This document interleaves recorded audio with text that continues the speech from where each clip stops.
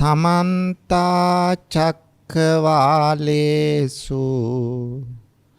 अत्रा गच्छन्तु देवता सद्धम्मं मुनिराजस्स सुनन्तु सग्गमुखदं ධම්මස්සවන කාලෝ අයං බදන්තා ධම්මස්සවන කාලෝ අයං බදන්තා ධම්මස්සවන කාලෝ අයං බදන්තා නමෝ තස්ස භගවතු අරහතු සම්මා සම්බුද්දස්ස නමෝ තස්ස භගවතු අරහතු සම්මා සම්බුද්දස්ස නමෝ තස්ස භගවතු අරහතු සම්මා සම්බුද්දස්ස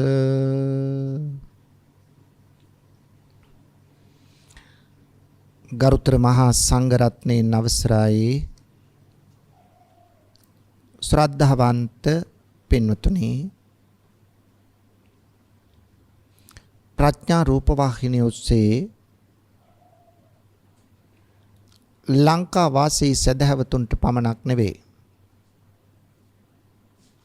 සමස්ත ලෝක වාසී සදහවතුන්ටම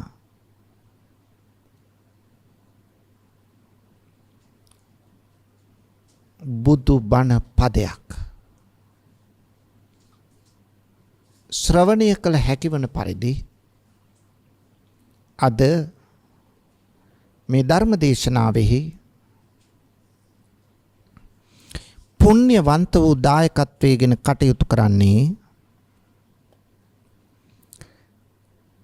අංක 85න් 18A ආසිරි කුරුඳුවත්ත ගෝනවල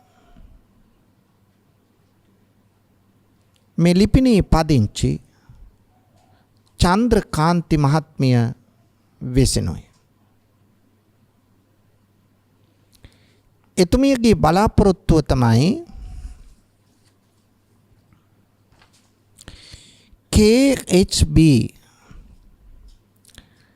එන්ඩිස් අපුහාමි පියාණන්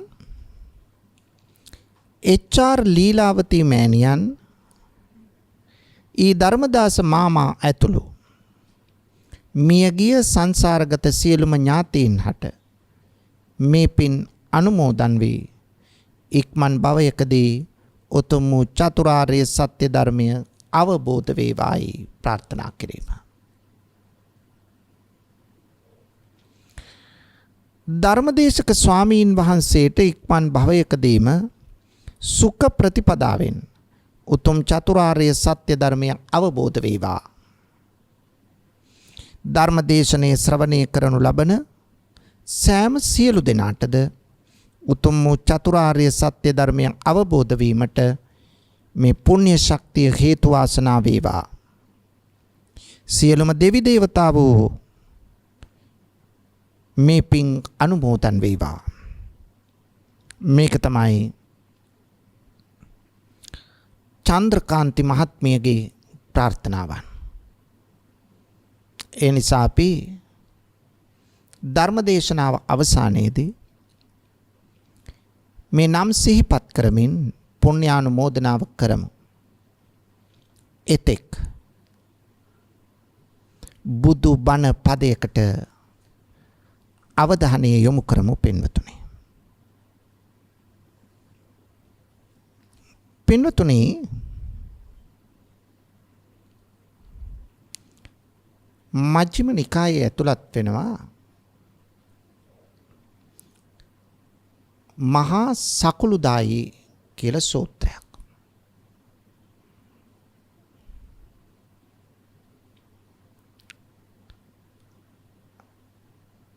කුමක්ද දේශනාව?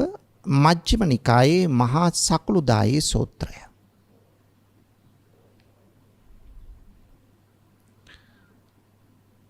බුදුරජාණන් වහන්සේ රජගහ නුවර වැඩ සිටියදී දවසක් උන්වහන්සේ අලුයම කල් වේලා ඇතුව දානය සඳහා පිණ්ඩපාතයේ වැඩම කළා.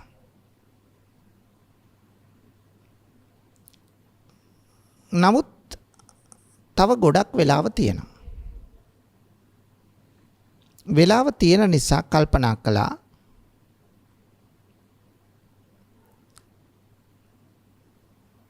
දැම්ම පිණ්ඩපාතේ යන්න ඕන නෑ. මම පළමුවෙන් යන්න ඕන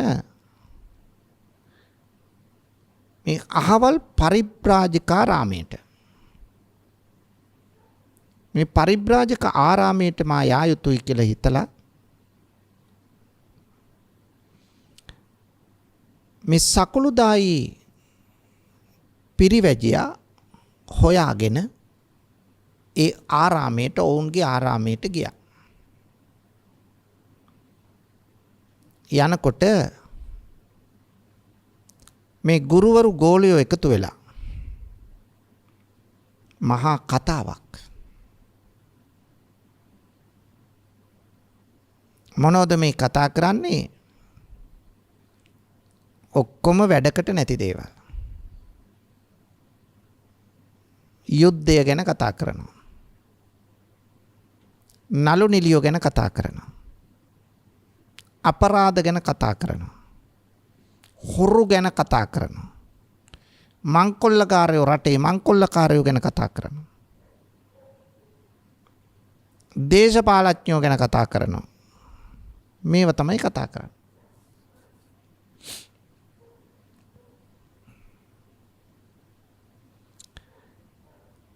මහා ഘോഷාවක්. හැබැයි බුදුරජාණන් වහන්සේ ඈත දුර එනෝ දැක්ක ගමන්ම සකුළුදායි කියනවා ශ්‍රමණ බවත් ගෞතමයන් මෙන්න මේ පැත්තට වඩිනවා. උන්වහන්සේ ඔය ශබ්දයට කැමති කෙනෙක් නෙවෙයි.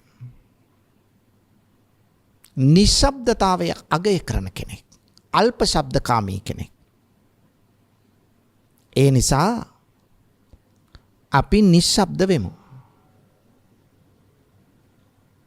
ඒ අනුව සියලු දෙනා නිශ්ශබ්ද කරගත්තා.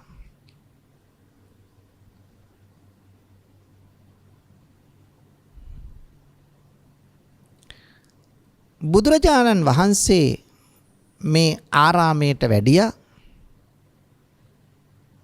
ඔවුන් ශාස්ත්‍රවරු වුණාට ආගමික වශයෙන් නායකත්වය ගත්තට බුදුහාමුදුරුවන්ට තිබුණේ අප්‍රමාණ ගෞරවයක්, සැලකිල්ලක්. ඒක නිසානේ නිශ්ශබ්ද කරගත්තේ පිරිස. ඊට පස්සේ මොකද කළේ?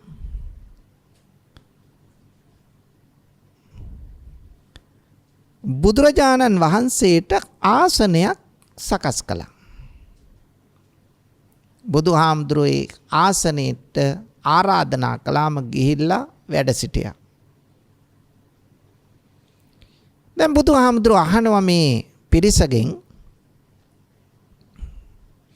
මම එන වෙලාවේ ඔබ කට්ටිය එක්ක එකතු වෙලා මොනවද කතා කළේ? ඇත්තටම කතා කර දේවල් කියන්න බෑනේ. කියන්නද? බුදුහාමුදුරුවෝ දන්නවා. නමුත් කියන්න බෑනේ. අපි මේ යුද්ධය ගැනයි ස්වාමීනි කතා කළේ. අපි මේ නළු නිළියෝ ගැනයි මේ කතා කළේ. ඕව කියන්න බෑනේ. පරිබ්‍රාජකයෝ ආගමික කොටසක්. ආගමික මතිමතාන්තර කතා කළා ඒ ඉගැන්වීම් කතා කළ එපාය කටයුතු කරන්න.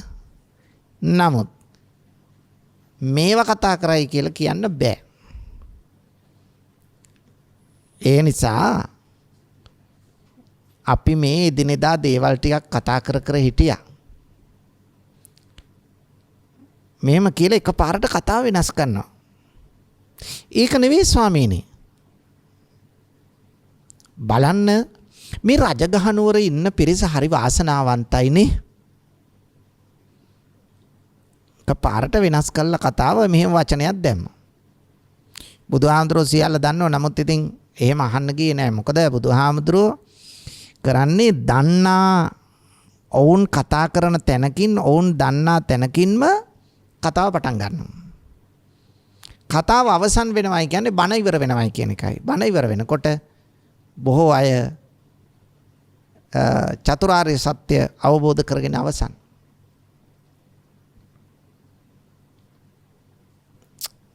ඊට පස්සේ ඔන්න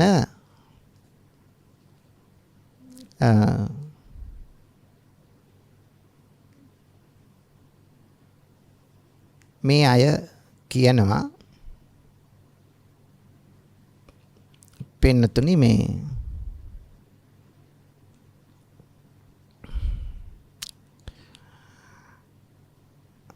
ඔබලා දැන් මෙතන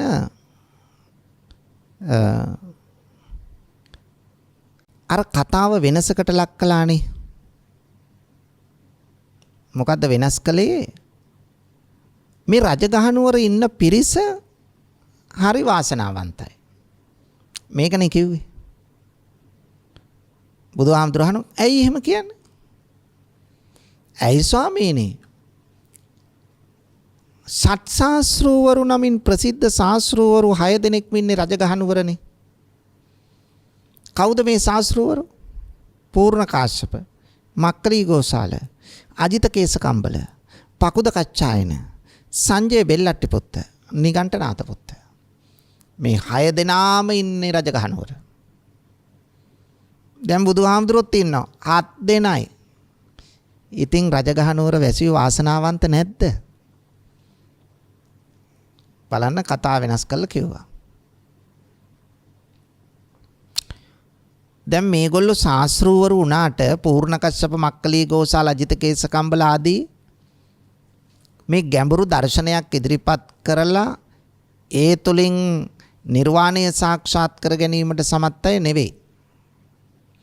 සාමාන්‍යයෙන් මේ ශාස්ත්‍රවරු 6 දෙනාගෙන් නිගණ්ඨනාත පුත්තතුමා යම් දර්ශනයක් ඉදිරිපත් කළා. ඒකත් අන්තවාදී අදහස් තියෙන කොටස් තියෙනවා. නමුත් යම් පරම අවිහිංසාවාදයක් ඉගැන්වුවා. ඒක නිසා පංච විරතියක් ඉගැන්වුවා. ඒ නිසා යම් සුභවාදී පැත්තක් ඔහුගේ ඉගැන්වීම් තියෙනවා. නමුත් පූර්ණ කාශ්‍යප ඉගැන්වුවේ කිසිම ක්‍රියාවක ප්‍රතිඵල නැහැ කියලා. කෙනෙක් සිද්ධ කරන හොඳ ක්‍රියාවක් වේවා නරක ක්‍රියාවක් වේවා මේ ක්‍රියාවක ප්‍රතිඵල නැහැ. අක්‍රීය වාදයක් ඉගැන්වුවේ. ක්‍රියාවේ ප්‍රතිඵල නැහැ කියලා. මක්කලි ගෝසාල ඉගැන්වුවේ ලෝකයේ කිසිම දෙයකට හේතුවක් ප්‍රත්‍යක් බලපාන්නේ නැහැ. දැන් පූර්ණ කාශ්‍යප ක්‍රියාවේ ප්‍රතිඵල නැහැ කියනකොට බුදුහාමුදුරුවෝ කියන්නේ ක්‍රියාවේ ප්‍රතිඵල තියෙනවා. චේතනාව මුල් කරගෙන සිදු කරනු ලබන යහපත් ක්‍රියාවක් වේවා අයහපත් ක්‍රියාවක් වේවා ඒ ක්‍රියාවට ප්‍රතිඵල තියෙන බව තමයි බුදුහාමුදුරුවෝ දේශනා කළේ. ඒ නිසා බුද්ධ දේශනාවෙන් අර අකිරිය වාදය ප්‍රතික්ෂේප වුණා. මක්කලි ගෝසාල ඉගැන්වුවේ හේතුවක් ප්‍රත්‍යක් නැතුව සියල්ල සිදු වෙනවයි කියලා. හැම දෙම ඉබේට සිද්ධ වෙනවා. යංකින් ඡායං පුරිස පුද්ගලෝ පටිසංවේදී සුඛං වා දුක්ඛං වා අදුක්ඛම සුඛං වා සබ්බන්තං අහේතු අපච්චය. පුද්ගලයාට සැප ලැබෙන්නේ දුක ලැබෙන්නේ අදුක්ඛම සුඛයවත් මධ්‍යස්ත බව ලැබෙන්නේ කිසිම හේතුවක් ප්‍රත්‍යක් ඇතුව නෙවෙයි කියලයි මක්කලි ගෝසාල ඉගැන්වුවේ. නමුත් බුදුරජාණන් වහන්සේ දේශනා කරනවා ලෝකයේ කිසිවක් අහේතුකව සිද්ධ වෙන්නේ නැහැ. සේරම සිද්ධ වෙන්නේ හේතුඵල ධර්මානුකූලවයි. ද්වාදසාංග පටිච්ච සමුප්පාදයෙන් අනාවරණය කළ හේතුඵල සම්බන්ධය. ඒ වගේම ඉමස්මින් සති ඉදං හෝති ඉමස්ස උප්පාදාක් ඉදං උප්පජ්ජති ඉමස්මින් අසති ඉදං නොහෝති ඉමස්ස නිරෝධාක් ඉදං නිරුච්ඡති. මේ තමයි හේතුඵල සම්බන්ධයේ ධර්මතාවයේ සාරාංශය. මේ ඇති විට මෙය ඇත. මෙය උපදීමෙන් මෙය උපදී. මෙය නැති විට මෙය නැත. මෙය නැති කිරීමෙන් මෙය නැති කළ හැක. හේතු ඇති විට ඵලය ඇත. හේතුන් උපදීමෙන් ඵලය උපදී. හේතු නැති විට ඵලය නැත. හේතු නැති කිරීමෙන් ඵලයද නැති කළ හැක. ඒ නිසා හේතුඵල සම්බන්ධය තියෙනවා. ඒක නෑ කියන්න බෑ.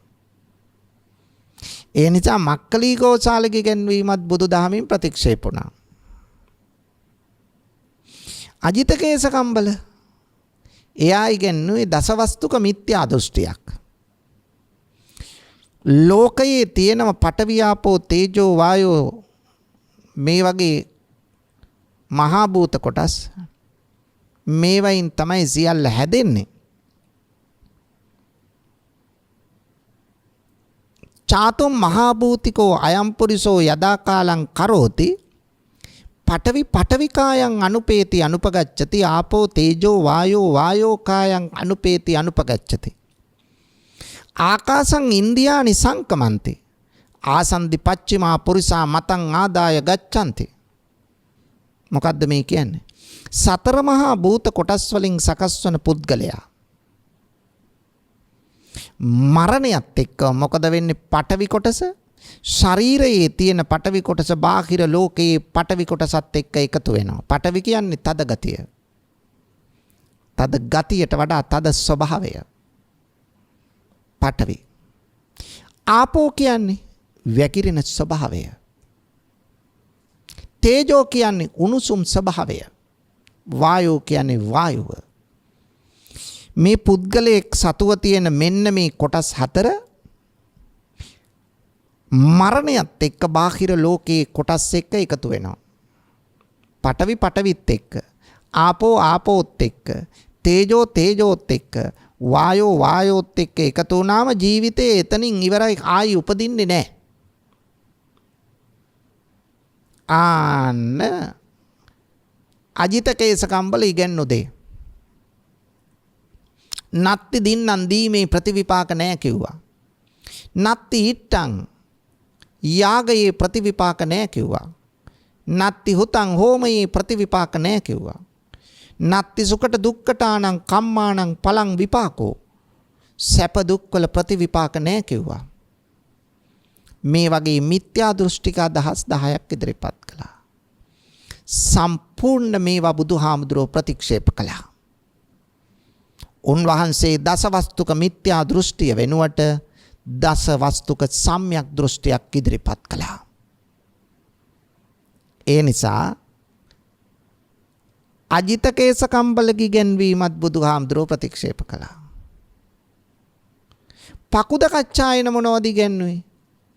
ඔහු කියනවා පඨවි ආපෝ තේජෝ වායෝ සුඛ දුක්ඛ ජීව කියලා පදාර්ථ හතක් තියෙනවා. මේ පදාර්ථ හත ලෝකයේ ස්ථිරයි, වෙනස් වෙන්නේ වෙනස් කරන්න බෑ. මේ පදාර්ථ හතෙන් තමයි මිනිස්සයා හැදිලා තියෙන්නේ. මිනිස්සයත් ස්ථිරයි. ස්ථිරසාර ආත්මයක් පුද්ගලයාට තියෙනවා. මේකත් බුදුහාමුදුරුවෝ ප්‍රතික්ෂේප කළා. බුදුහාමුදුරුවෝ දේශනා කළා ලෝකයේ ස්ථිරසාර කිසිවක් නැහැ. ලෝක සියල්ල සංස්කාරවල ස්වභාවය අනිත්‍යයි. අනිච්චවත සංඛාරා. අනිත්‍ය දුක්ඛ අනාත්ම වලට පත් නොවන කිසිවක් ලෝක නැහැ.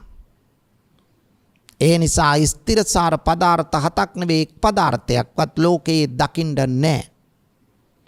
ඒක තමයි ඉගැන්වුවේ බුදුහාමුදුරුවෝ. ඒ නිසා ඒ තුලින් පකුද කච්චායනගේ ඉගැන්වීමත් ප්‍රතික්ෂේප වෙනවා. සංජය බෙල්ලට්ටි පුත්තේ ඉගැන්වුවේ ප්‍රශ්නකින් මග අරින ක්‍රමයක්. හැම වෙලාවෙම සැකය ඉතුරු වෙන්නේ. බුදුදහම සම්පූර්ණයෙන්ම සැකය දුරු කරන්නයි කටයුතු කරන්නේ.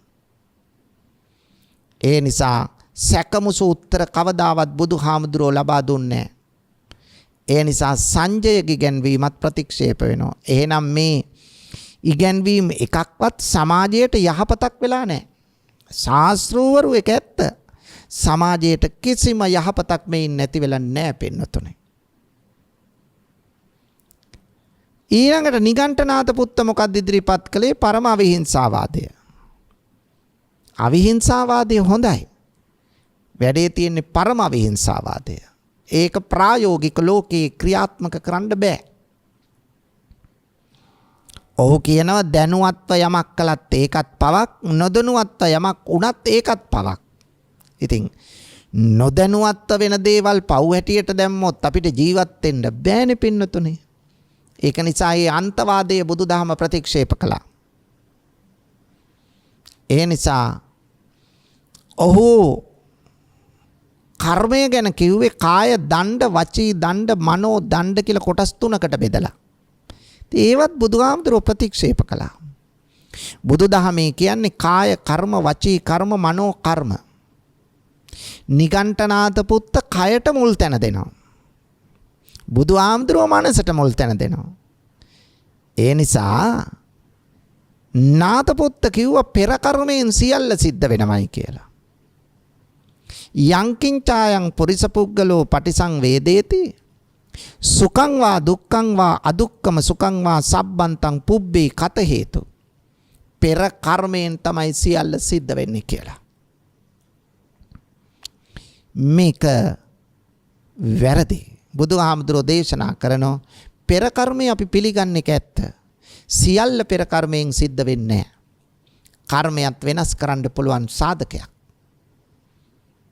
ඒ නිසා මේ ශාස්ත්‍රවරු 6 දෙනාගම ඉගැන්වීම් ප්‍රතික්ෂේප වෙනවා. නමුත් අර සකුළුදායි කියන්නේ මේ රජගහනුවර වැසියන් බොහොම වාසනාවන්තයි. ශාස්ත්‍රවරු 6 දෙනෙක් ඉන්නවා, බුදුහාමුදුරුවොත් එක්ක 7 දෙනයි.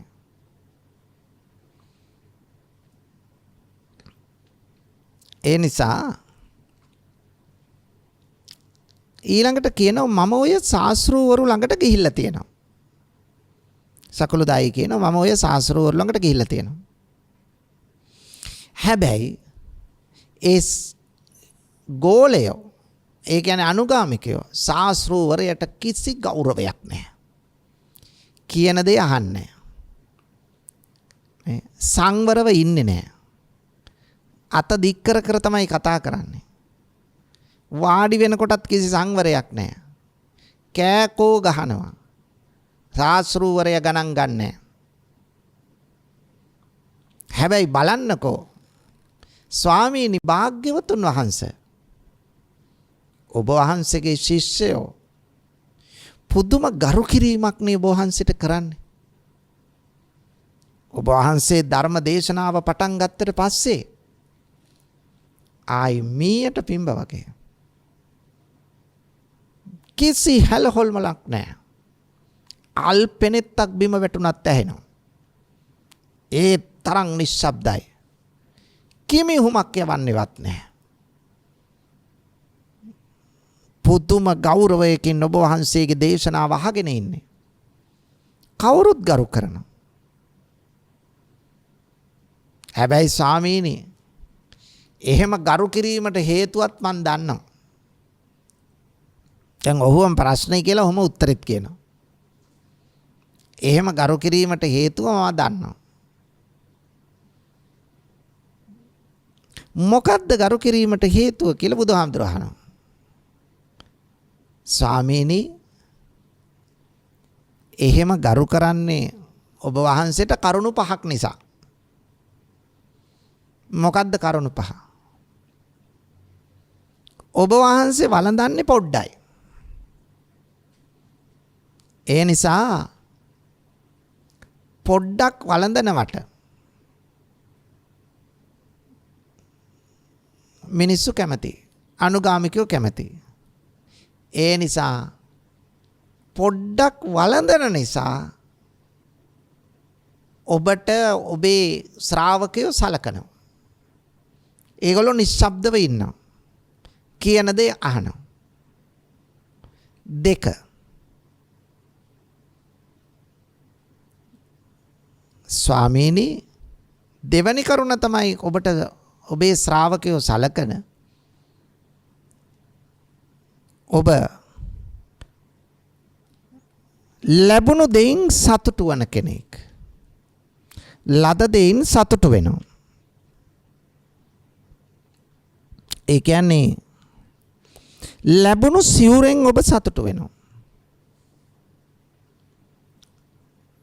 පාංශුකූල චීවරං නිස්සාය පබ්බච්චා. පාංශුකූල චීවරය තමයි ඔබ පෙරවන්නේ. ඒ කියන්නේ මිනි මේ අමුසොහොනට මිනි ඔතල ගෙනihin දාන රෙදි කෑලි එකතු කරලා සිවුර මහගන්න නිසා ලද සිවුරකින් සතුටු වන ගුණය නිසා ඔබේ අනුගාමිකයෝ බොහොම පැහැදිලා ඉන්නේ. ඒකයි නිශ්ශබ්දව ඉන්නේ ඔබට ගරු කරන්න. 2 3 ලද පිණ්ඩපාතයෙන් ඔබ සතුටු වෙනවා. ඒ කියන්නේ පින්ඩියා ලෝප භෝජනං නිස්සාය පබ්බච්චා. පිඬු පිණිස හැසිරීමෙන් තමයි ආහාරය ලබා ගන්න. පිඬු පිණිස හැසිරීලා ආහාරය ලබා ගන්න නිසාම ගෙවල් වලට යන්නේ නැති නිසාම ඔබේ අනුගාමිකයෝ ඔබේ ශ්‍රාවකයෝ ඔබට සලකනවා. බොහොම නිශ්ශබ්දයි. ඒ අය ගරු කරනවා. 4 වෙනි කරුණ.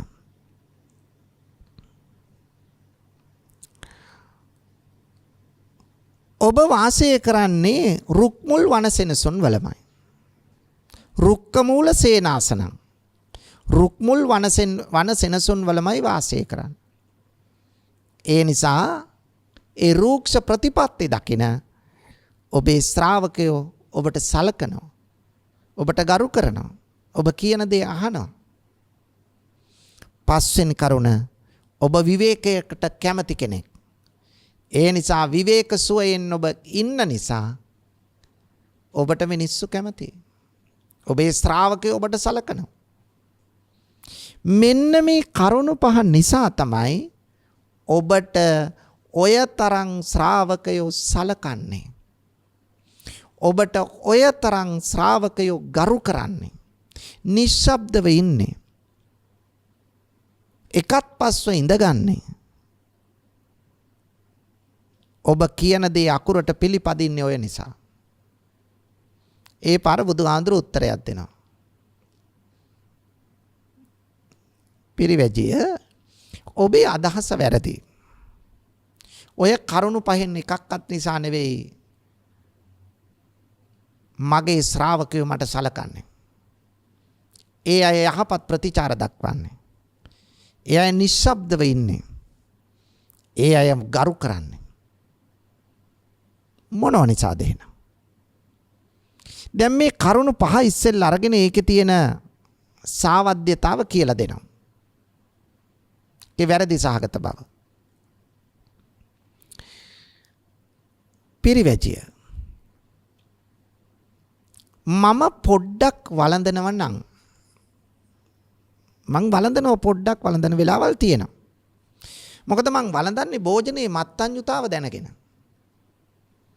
පමණ දැනයි ආහාර ගන්න. ඒ නිසා ආහාරය ඕනවට වඩා ගන්නෑ. පමණ දැන ආහාර ගන්නවා. මම උපදෙස් දීලක් තියෙනවා. తත්‍ර වට්ටක, අලං සාටක, බුත්ත වමික, කාක මාසක මේ වයින් වැළකෙන්න කියලා. తත්‍ර වට්ටක වැටෙනකන් කන්න එපා. ඒ කියන්නේ ස්මෘත වෙනකන් කන්න එපා. අලං සාටක ඇඳුම් බුරුල් කර කර කන්න එපා. බුත්ත වමික කාපු ආපහු වෙනකන් කන්න එපා. කාක මාසක කපුටෝ වගේ නිතර නිතර කන්න එපා. මං කියලා තියෙනවා අපේ ශ්‍රාවකයන්ට එහෙම. මම කියනවා ඔබට චත්තාරෝ පංච ආලෝපේ අබුත්වා උදකං පිවේ. මම මගේ ශ්‍රාවකයන්ට කියන්නේ ඔබ කෑම ගන්නකොට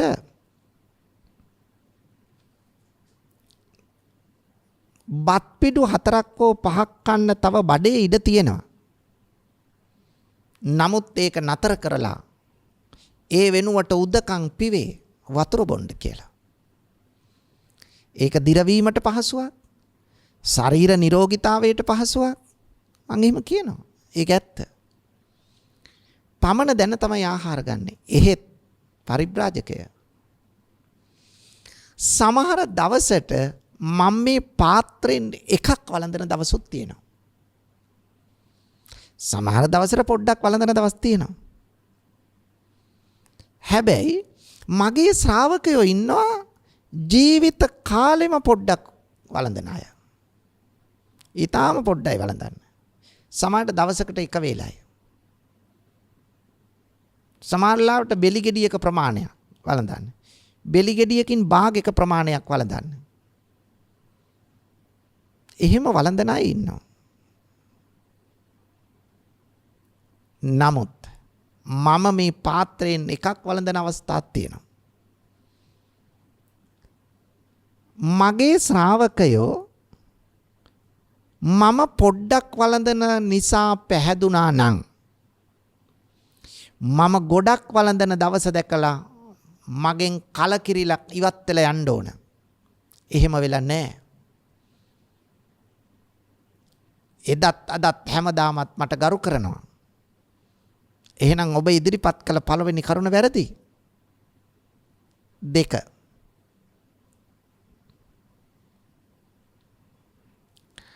ලද සිවුරකින් සතුටු වෙනවා. ඔව්. එදා මම සිවුරු මහගත්තේ සිවුරු වලට හොයාගත්තේ රෙදි අමු සොහනෙන්. ඒක ඇත්ත. අමු සොහනේ මිනී ඔතල තියෙන රෙදි කෑලි එකතු කරලා ගෙනල්ලා ඒවා ගඟකට ඇලකට ගිහිල්ලා සෝදලා පිරිසිදු කළා. පණුව ලක්ෂ ගණන් ඉන්න රෙදි කෑලි අරන් එන්නේ. පණුව ගසලා දාලා පැත්තකට ඒව අරගෙන ගිහිල්ලා පිරිසිදු කළා. කෑලි එකතු වුණාට පස්සේ ඒව ක්‍රමානුකූලව කඩ කපලා සිවුර මහලා පඳු පොවනවා. ඒ නිසා තමයි සිවුරට කසාවත කියලා කියන්නේ. කසාවත කියන්නේ කහවාට වස්ත්‍රය කියන එක නෙවෙයි. කසාවත කියලා කියන්නේ කසට වත කියන එකයි. කහට පෙඟ වූ වස්ත්‍රය කියන එකයි. ඒ නිසා මම හා මගේ ශ්‍රාවකයොත් ඒ විදියට පාංශුකූල චීවරයෙන් යැපෙන ඕනතරම් ශ්‍රාවකයෝ ඉන්නවා. දැන් බලන්න මහා කාශ්‍යප හාමුදුරුවෝ උන්වහන්සේ පාංශුකූල චීවරයෙන්මයි යපුනේ. හොඳ සිවුරු පෙරෙව්වේ නැහැ. නමුත් බුදුහාමුදුරුවෝ මේ පරිබ්‍රාජකයට කියනවා, මේ පිරිසට කියනවා, හැබැයි මම මේ දැන් පොරවගෙන ඉන්න සිවුර චීවරය මට කොසල් රජුගේ රාජමාලිගාවෙන් ලැබිච්ච කසී සලුවන් චීවරයක්. මම ඒක දැන් පොරවගෙන ඉන්නවා. ඔබ කියන විදියට මගේ ශ්‍රාවකයෝ මට සලකන්නේ පාංශුකූල චීවරය පොරවන නිසාය කියලා. මම මේ කසී සලුවන් මේ චීවරය පෙරෙව්වහම ඒ අය කලකිරිලා අයින් වෙලා යන්න ඕන. නමුත් එහෙම එක්කෙනෙක්වත් එහෙම කලකිරිලා ගිහිල්ලා නැහැ. ඒ අය මට තියෙන ගෞරවය අඩු වෙලා නැහැ. එහෙනම් දෙවනි කාරණෙත් ඔබ කියන එක නෙවෙයි. ඒක වැරදි. 3. ඔබ කිව්වා මගේ ශ්‍රාවකයෝ මට සලකන්නේ මම පිණ්ඩ පාතයෙන්ම යැපෙන නිසාය කියලා. ඔව් මම පිණ්ඩ පාතේ වඩිනවා. මගේ ශ්‍රාවකයොත් පිණ්ඩ පාතේ වඩිනවා. ඒ ශ්‍රාවකයෝ සමහරු ඉන්නවා පිණ්ඩ පාතයෙන්ම ජීවිතාන්තය දක්වා යැපෙන අය. නමුත් මම එහෙම කරන්නේ නැහැ.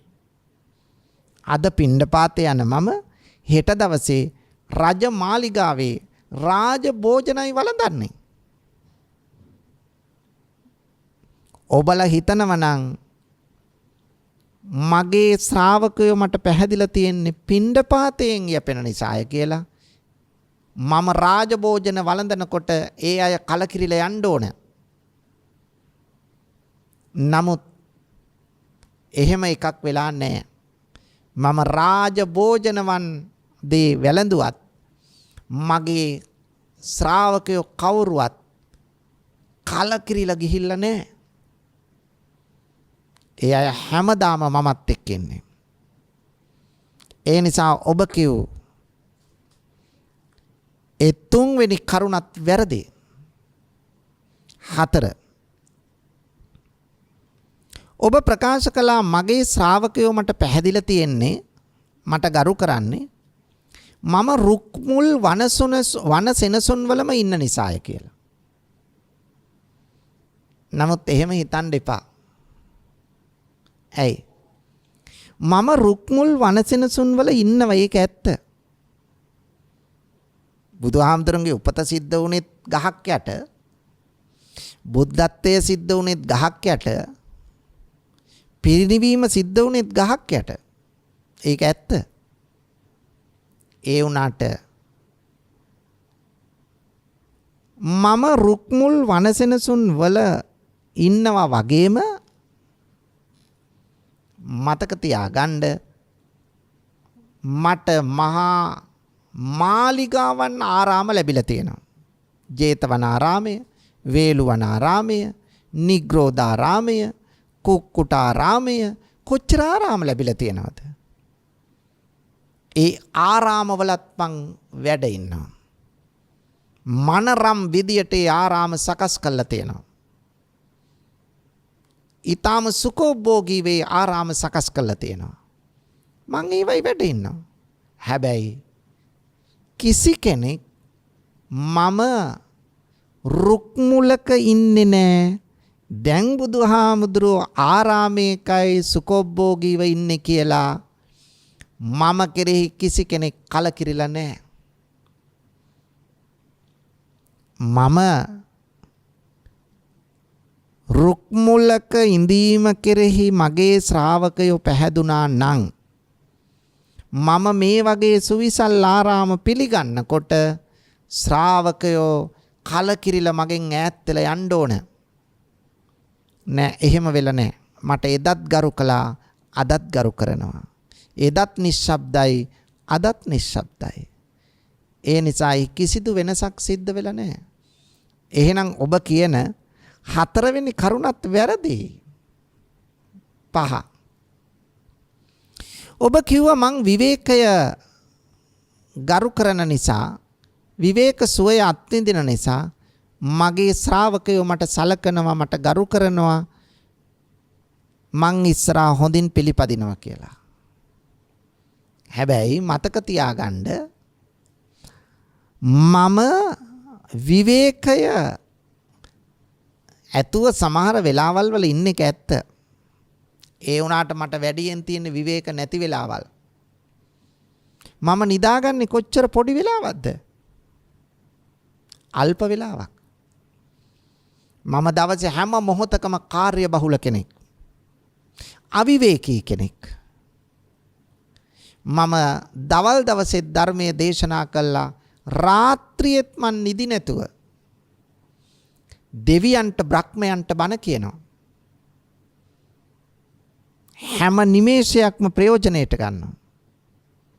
මම විවේක ගන්න බුදු උනේ නැහැ.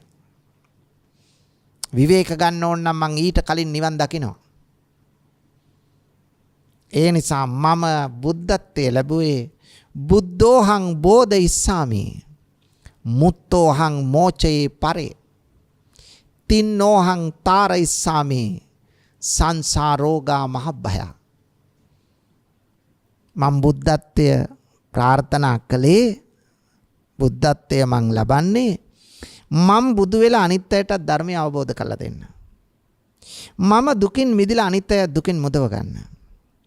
මම මේ භයංකර මහා සංසාර සාගරයෙන් එතර වෙලා අනිත් අයත් එතර කරවන්න. ඒක තමයි මගේ අදහස. විවේක ගන්න බුදු වුණා නෙවෙයි. මට කිසිම විවේකයක් නැහැ.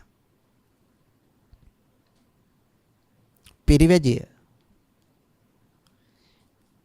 මම විවේකයෙන් ඉඳීමට මිනිස්සු පැහැදුනා නම්, මගේ ශ්‍රාවකයෝ පැහැදුනා නම්, මම මේ විදියට අවිවේකීව ඉන්නෝ දැකලා කලකිරෙන්න ඕන. නමුත් එහෙම කිසි කෙනෙක් කලකිරිලා නැහැ. ඒ නිසා මං විවේකයට කැමති නිසා නෙවෙයි මට පැහැදිලා තියෙන්නේ. ඒක ඔබ කියන එක වැරදි කියලා මේ කරුණු පහම ප්‍රතික්ෂේප කළා. මම ඔබට කියලා දෙන්නම්. අන්න බලන්න බුදුහාමුදුරුවෝ කරුණු පහක් කියනකොට බුදුහාමුදුරුවෝ කරුණු පහක් ඉදිරිපත් කරනවා. ඒකට අපූර්ව දේශනා විලාසයක්. දැන් කවුරු හරි බුදුහාමුදුරුවෝ හොයාගෙන ඇවිල්ලා අපි හිතමු ගොවියෙක් ආවා කියලා. ගොවියා කුඹුරේ පාවිච්චි කරන උපකරණම ගන්නවා මාතෘකාවට. එතනින්මයි බණ පටන් ගන්නෙ. දැන් බලන්න කසීබ ආරද්දාජ බමුණට බණ කියද්දී බුදුරජාණන් වහන්සේ ඒ ධර්ම කරුණු වලට කරුණු ගත්තෙම කුඹුරෙන්. සද්දා බීජං තපෝ වුට්ටි පඤ්ඤා මේ යුගනංගලං හිරි ඊසා මනෝ යොත්තං සතිමේ පාල පාචනං. බලන්න. සද්දා බීජං, ඔබ බීජ වපුරනෝ කුඹුරේ. මම වපුරන්නේ ශ්‍රද්ධාව නැමැති බීජ. බලන්න කොච්චර ලස්සනද කියලා බුදුහාඳුරන්ගේ දේශනාව. සද්දා බීජං තපෝ වුට්ටි, ඔබ වර්ෂා ජලය ගන්නවා ඔබේ කුඹුර වපුරන්න. මම තපස නැමැති වර්ෂා ජලයයි ගන්නෙ. හරි ලස්සනයි.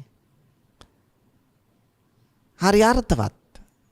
පින්නතුනි, මෙන්න බුදුහාමුදුරන්ගේ දේශනාවේ ස්වභාවය. ඒ නිසා මෙතෙන්දි කරුණු පහක් ඉදිරිපත් කරනකොට සකලුදායි බුදුරජාණන් වහන්සේ කරුණු පහක් ගන්නවා. දැන් බඩගින්නේ එන කෙනෙකුට බුදුහාමුදුරෝ එකපාරට බණ කියන ඉස්සෙල්ලා කන්න දෙනවා. ඇයි? ඔහුට තියෙන මාතෘකාව ප්‍රධාන එක බඩගින්න. ඒ බඩගින්න ඉන්න කෙනාට එහෙම බණ කියලා වැඩක් නැහැ. ඉස්සෙල්ලා කුසගින්න නිවන්න ඕන. ඒකයි බුද්ධ දේශනාවේ තියෙන ආශ්චර්ය. පින්නතුනේ. ඒ නිසා එන්නේ කවුද? දැන්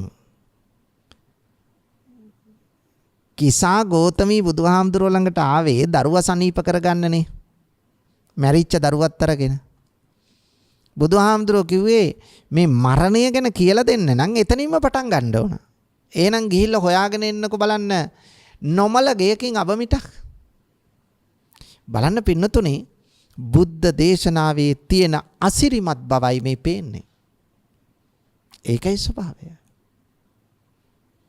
එහෙනම් බුදුරජාණන් වහන්සේ පෙන්වනවා ඔබ කියන කරුණු නෙවෙයි මගේ ශ්‍රාවකයෝ මට පැහැදෙන්න හේතු වෙලා තියෙන්නේ. මෙන්න මේ කරුණු පහයි. 1. පළවෙනි කරුණ තමයි සීලය. මගේ ශ්‍රාවකයෝ මට පැහැදිලා තියෙන්නේ සීලවන්ත භාවයටයි. ලෝකයේ ඉන්න හොඳම සිල්වතුන් වහන්සේ ලෞතර බුදුරජාණන් වහන්සේ. බුදුහාමුදුරුවෝ තරම් සිල්වතෙක් මේ මිහි පිට තවත් නැහැ. උන්වහන්සේ සංසාරෙත් සිල් රැක්කා. උන්වහන්සේ පින්නතුනි බුද්ධත්වයේ ලැබලත් සීලය අකුරටම ආරක්ෂා කළා.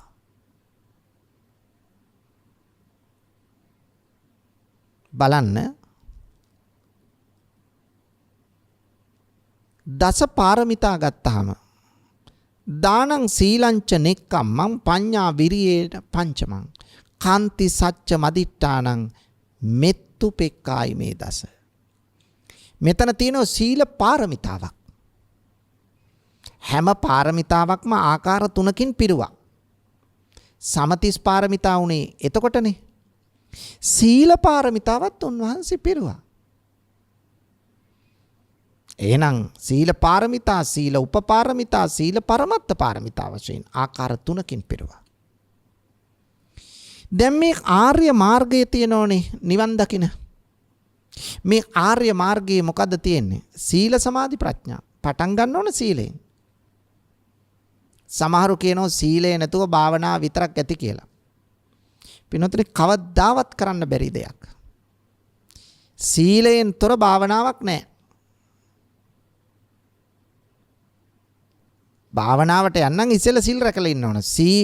සමාධියේ පදනම සීලයයි. ප්‍රඥාවේ පදනම සමාධියයි.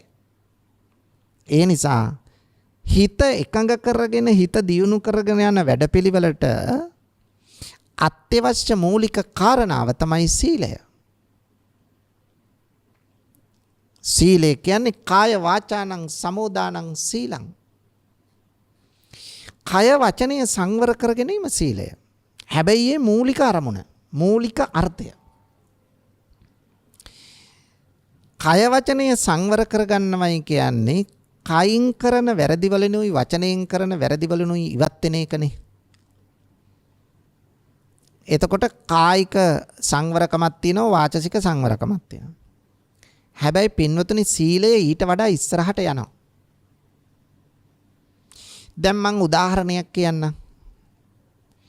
සීලයේ එක ශික්ෂාපදයක් ගන්න. ඔබ රකින්න පංචශීලය ගන්න. ඕනම සිල්පදයක් ගත්තොත් ඒ හැම සිල්පදයක්ම කොටස් දෙකකින් සමන්විතයි. උදාහරණයක් ගන්න. පාණාති පාතා වේරමණී සික්ඛාපදං සමාදියා. මේ කොටස් මේ සිල්පදය ගත්තාම මේ සිල්පදයේ කොටස් දෙකක් තියෙනවා. පාණාති පාතා වේරමණී ළඟට සිල්පදයේ පළවෙනි කොටස. සික්ඛාපදං සමාදියාමි කියන්නේ දෙවෙනි කොටස. එතකොට පාණාති පාතා වේරමණී කියන්නේ විරමණය, විරතිය, හෙවත් වෙන්වීම. මොකෙන්ද වෙන් උනේ? ප්‍රාණඝාතයෙන්. එතකොට ඒ සීලයේ පළවෙනි සිල්පදය. මේ පාණාතිපාතා වේරමණී සික්ඛාපදං සමාදියාමි කියන සිල්පදයේ පළවෙනි කොටස තමයි වාරිත්‍ර සීලය. අර විරමණයෙන් වෙන්නේ ඒකයි, වාරිත්‍රය වැළකුණා. දෙවෙනි කොටස මොකද්ද? සික්ඛාපදං සමාදියාමි. එතන කියන්නේ චාරිත්‍රය. එතන චාරිත්‍ර සීලයයි තියෙන්නේ. එහෙනම් ඕනම සිල්පදයක වාරිත්‍ර සීලයකුත් තියෙනවා, චාරිත්‍ර සීලයකුත් තියෙනවා. විවාහාරි කියන්නේ අපි සිරිත් විරිත් කියලා. ඒක අර භාෂාවේ තියෙන පහසුව සඳහා සිරිත් කියන එක මුලට අරන් තියෙනවා. නැත්තම් විරිත ඉස්සෙල්ලා තියෙන, ඊට පස්සේ සිරිත තියෙනවා. විරිත කියන්නේ වලකිනෝ, සිරිත කියන්නේ කල යුතු දේ කරනවා. දැන් ප්‍රාණඝාතයෙන් වැළකුණානේ. මා මේ කියන්නේ යන්නේ පින්නතුනි සිත කොච්චර සම්බන්ධද සීලයට කියන එකයි. දැන් කායික වරදකින් තමයි වැළකෙන්නේ, ප්‍රාණඝාතයෙන් වැළකීමෙන්. වැළකෙන ඒවා හැම එකක්ම එක්කෝ කායික වරදකින් වැළකෙන්නේ.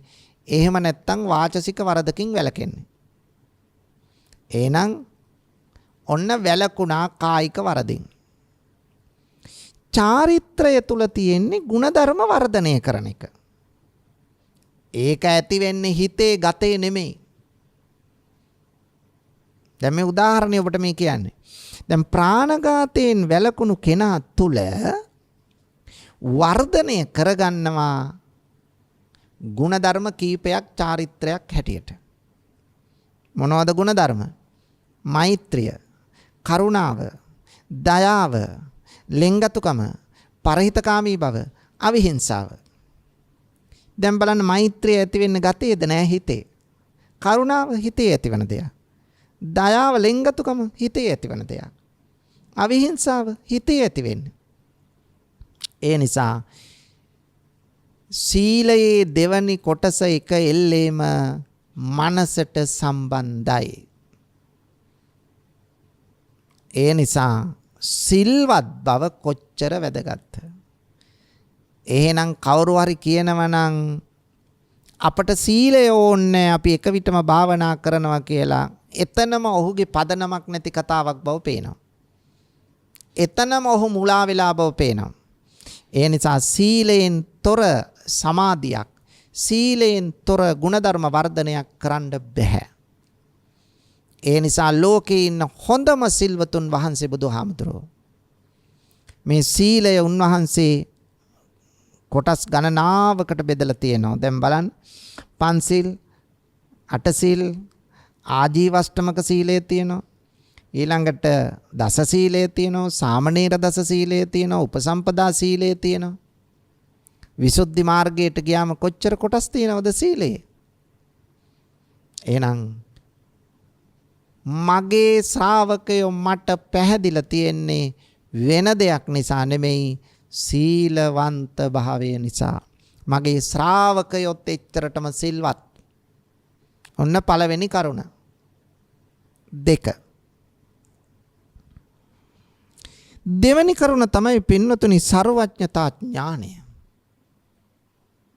බුදුහාමුදුරුවෝ පැහැදිලි කරනවා මගේ ශ්‍රාවකයෝ මට පැහැදිලා තියෙන්නේ මා තුල තියෙන මේ සියල්ල දක්නා නුවණ.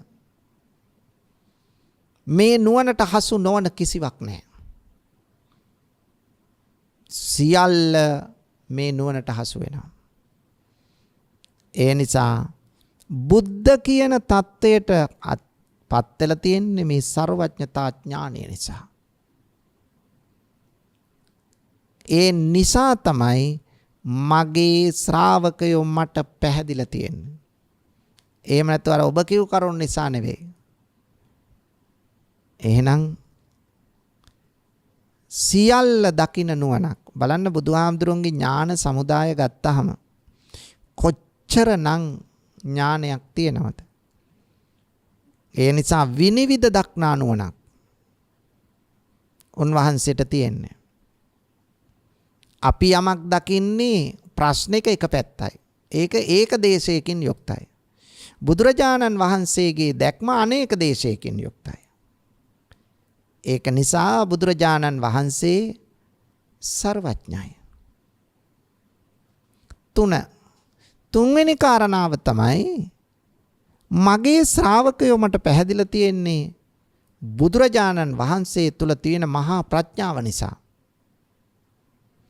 ප්‍රඥාවෙන් අගතැන්පත් කෙනෙක්. මෙවන් ප්‍රඥාවක් මේ මිහි පිට කාටවත් නැහැ. දැන් සාමාන්‍ය මිනිස්සුන්ට තියෙන ප්‍රඥාවට මොකද වෙන්නේ? පුහුදුන් කෙනෙකු තරුණ කාලේ පියවරෙන් පියවර ප්‍රඥාව වැඩුණා. අවුරුදු 40 විතර වෙනකම් ප්‍රඥාව ගිහිල්ලා 40 ඉඳලා 50 දක්වා සරල රේඛාවක ගිහිල්ලා 50න් පස්සේ අඩු වෙන පැත්තටයි යන්නේ ප්‍රඥාව. කලාතුරකින් කෙනෙක් ඉන්නවා මේ தත්ත්වය වෙනස් වෙන බහුතරයකේ. එහෙනම් බුදුරජාණන් වහන්සේ දා අවුරුදු 35 දී ප්‍රඥාව ලැබුවා. උන්වහන්සේ පැහැදිලි කරනවා මේ සූත්‍රයේදී. ඒ ප්‍රඥාවේ මම අවුරුදු 80ක් වෙලත් ප්‍රඥාවේ අබමල් රේණුවක වෙනසක් නැහැ. බුදුරජාණන් වහන්සේගේ චරිතයේ විවිධ ගුණාංග තියෙනවා. උන්වහන්සේගේ මහා කරුණාව තියෙනවා, මහා මෛත්‍රියක් තියෙනවා, නිහතමානීත්වයක් තියෙනවා, යථාවාදී තථාකාරී ගුණයක් තියෙනවා. මෙවැනි ගුණ අතරේ මහා ප්‍රඥාවේ සියල්ල අභිබවා ඉන්නවා. බුදුරජාණන් වහන්සේට තියෙනවා දසබල ඥානයක්, චතුරු විසරද ඥානයක්, පංචගති පරිච්ඡේදක ඥානයක්, අෂ්ට පරිශද්ධි අකම්ප ඥානයක්, ත්‍රිවිද්‍යා ඥානයක්, තෙසත්ත්‍ය ඥානයක්. මෙවැනි ඥාන සමුදායකින් සමන්විතයි. ඒ නිසා බුදුරජාණන් වහන්සේ මහා ප්‍රඥාවන්තයි. ඒ නිසායි මගේ ශ්‍රාවකයෝ පැහැදිලා තියෙන්නේ. ඔබ කියන කරුණු නෙමෙයි. හතරවෙනි කරුණ. මගේ ශ්‍රාවකයෝ මට පැහැදිලා තියෙන්නේ චතුරාර්ය සත්‍ය අවබෝධ කළ ආකාරයෙන්. මොකද්ද චතුරාර්ය සත්‍ය? දුක්ඛ සත්‍ය, සමුදය සත්‍ය, නිරෝධ සත්‍ය, මාර්ග සත්‍ය. දුක්ඛ සත්‍ය කියලා කියන්නේ දුක පිළිබඳ සත්‍ය. එතකොට දුක අවබෝධ කරගත්ත බුදුහාමුදුරුවෝ. දුක අවබෝධ කරගෙන නිකන් හිටියේ නෑ. මොකද්ද මේ දුකට හේතුව? අවබෝධ කරගත්ත දුකට හේතුව. දුකට හේතුව තමයි තෘෂ්ණාව. එහෙනම් තෘෂ්ණාව දැක්කා. කාම තණ්හා, භව තණ්හා, විභව තණ්හා දැක්කා. ඊළඟට දුක නැති කළ හැකි කියලා දැක්කා. ඒ වගේම දුක නැති කිරීමේ මඟ දැක්කා. මෙන්න මේ චතුරාර්ය සත්‍ය අවබෝධ කරගත් උන්වහන්සේ ලෝකයාටත් මේ චතුරාර්ය සත්‍ය අවබෝධ කරවන්න කටයුතු කළා. මේක තමයි ස්වභාවය. ඒ නිසා පින්නතුනි, බුදුරජාණන් වහන්සේට ශ්‍රාවකයෝ පැහැදිලා තියෙන්නේ ඔබලා කියන කරුණු නෙවෙයි. මෙන්න මේ චතුරාර්ය සත්‍යයේ තියෙන ස්වභාවය අනුව මෙවන් චතු සත්‍යයක් විස්තර වෙන්නේ බුදුදහමේ පමණයි. පස්වෙනි කරුණ බුදුහාමුදුරුවෝ පැහැදිලි කරනවා. පින්නතුනි, බුදුරජාණන් වහන්සේ තුල තියෙන්නේ ශ්‍රේෂ්ඨ ප්‍රතිපදාවක්.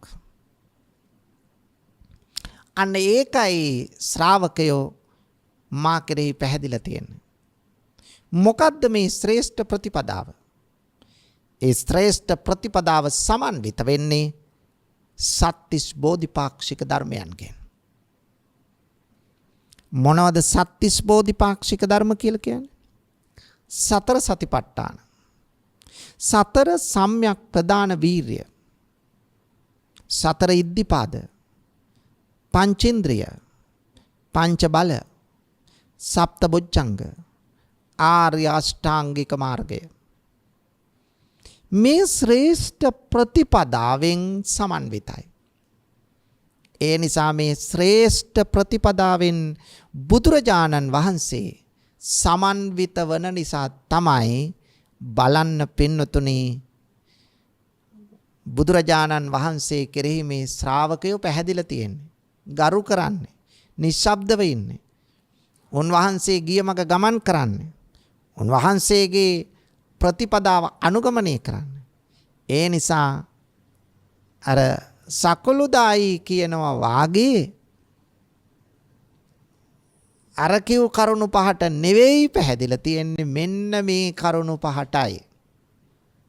මොන කරුණු පහටද? සීලයට, ඒ වගේම සර්වඥතා ඥාණයට, මහා ප්‍රඥාවට, චතුරාර්ය සත්‍ය අවබෝධ කළ ආකාරයට, උන්වහන්සේ තුල තියෙන ශ්‍රේෂ්ඨ ප්‍රතිපදාවට. ඒ නිසා මේ දේශනාව අවසන් වෙනකොට පින්නතුනි තවත් දේශනාව ඉදිරියට යනවා. මේ උන්වහන්සේගේ ශ්‍රේෂ්ඨ ප්‍රතිපදාව ගැන කියද්දී ඒ ටික ඊටාම ගැඹුරු දේශනාවක් අවසානයේදී නිර්වාණය පිළිබඳව අපූර්ව විග්‍රහයක් වෙනවා. ඒ නිසා මෙවන් දේශනා තුල අපට පේනවා බුදු නුවණ කොහොමද කියලා. මෙන්න මේ ටික අපේ ජීවිතයට එකතු කරගත්තොත් පින්නතුනි කොයි තරම් යහපත් ජීවිතයක්, අර්ථ සම්පන්න ජීවිතයක්, ගුණගරුක ජීවිතයක් ගත කරලා අපට මෙලොවින් යහපත උදා කරගෙන පරලොවත් යහපත උදා කරගෙන සසරගත දුක නිවා උතුම් අමා මහ නිවනින් සැනසෙන්නට භාග්‍ය ලැබේ. එවැනි තත්ත්වයක් ගොඩනගා ගන්නට අප සියලු දෙනාටම ශක්තිය ධෛර්යය වාසනාව ලැබේවායි ප්‍රාර්ථනා කරමු. පින්වතුනි, අද මේ උතුම් ධර්ම දානමය පින්කමෙහි දායකත්වයේගෙන කටයුතු කළේ අංක 85/18A ආසිරි කුරුඳුවත්ත ගෝනවල මේ ලිපිනේ පදිංචි චන්ද්‍රකාන්ති මහත්මයයි. එතුමියගේ බලාපොරොත්තුව තමයි KHB ඇන්දිස් අප්පුහාමි පියාණන්, HR ලීලාවතී මෑණියන්, ඊ ධර්මදාස මාමා ඇතුළු මියගිය සංසාරගත සියලු ඥාතීන්ට මේ පින් අනුමෝදන් වී ඉක්මන් භවයකදී උතුම් චතුරාර්ය සත්‍ය අවබෝධ වේවායි ප්‍රාර්ථනා කරනවා. ධර්මදේශක ස්වාමීන් වහන්සේට ඉක්මන් භවයකදීම සුඛ ප්‍රතිපදාවෙන් උතුම් චතුරාර්ය සත්‍ය ධර්මය අවබෝධ වේවා. ධර්මදේශනයේ ශ්‍රවණය කරනු ලබන සියලු දෙනාටම උතුම් වූ චතුරාර්ය සත්‍ය ධර්මය අවබෝධ වීමට මේ පුණ්‍ය ශක්තියද හේතු වාසනා වේවා. සියලුම සම්‍යක් දෘෂ්ටික දෙවි දේවතාවුන් වහන්සේලා මේ පින් අනුමෝදන් වේවා. මෙවැනි ප්‍රාර්ථනා තමයි චන්ද්‍රකාන්ති මහත්මිය තුල තියෙන්නේ. ඉතින් එතුමියගේ ඒ යහපත් ප්‍රාර්ථනා ඒ ආකාරයෙන් ඉෂ්ට සිද්ධ වේවා. මෙලොව යහපත වේවා, පරලොව සුගතිය වේවා. අවසන උතුම් අමා මහ නිවනම සාක්ෂාත් වේවායි ප්‍රාර්ථනා කරමු. ආකාසට්ටා ච බුම්මට්ටා දේවා නාග මහිත්‍තිකා පුඤ්ඤන්තං අනුමෝදිත්වා චිරං රක්ඛන්තු ශාසනං. ආකාසට්ටා ච බුම්මට්ටා දේවා නාග මහිත්‍තිකා පුඤ්ඤන්තං අනුමෝදිත්වා චිරං රක්ඛන්තු දේශනං. ආකාසට්ටා ච බුම්මට්ටා දේවා නාග මහිත්‍තිකා පුඤ්ඤන්තං අනුමෝදිත්වා චිරං රක්ඛන්තු මං පරන්ති. මෝහක්ඛයෝ නිබ්බානං